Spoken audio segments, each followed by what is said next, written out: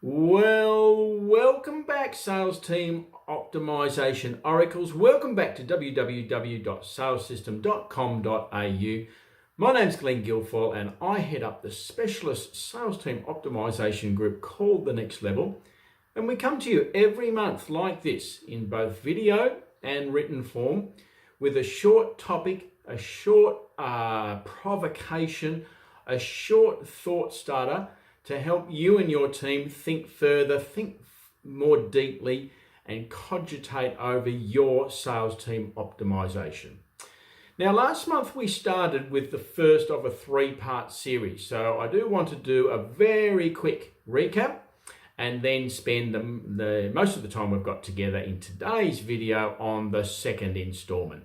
So just as a quick refresher, the overarching topic is the importance of making the emotional connection during the sales process.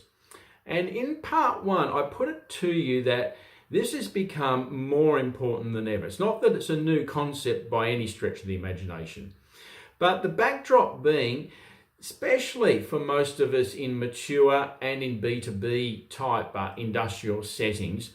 So it's 10 years ago now since the GFC, and fair to say that many of us exist in industries where the products and services have become more and more productized, more and more commoditized over that period, and therefore the ugly spectre of price and discounting continues to take over in terms of importance, in terms of the buyer's mindset.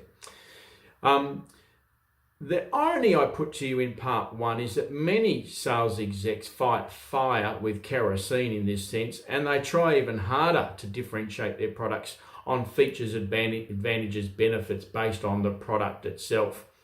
And so that in fact drives the notion of making the emotional connection even further away. So how to redress? So I put it to you in part one. Firstly, it's useful to think about this whole notion of making the emotional connection on a spectrum. And I exemplified one end of a spectrum being the sales professional who is selling a villa, a unit in the retirement living sector to a retired couple. And how this is on a spectrum very easy to make the emotional connection because of everything involved for the buying decision for the retirees selling up the family home and moving in, or potentially moving into retirement living.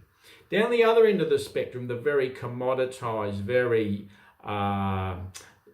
difficult end of the spectrum to make the emotional connection, I exemplified the sales professional selling generic medications into retail pharmacy, where there literally is no product advantage amongst the other generic equivalents.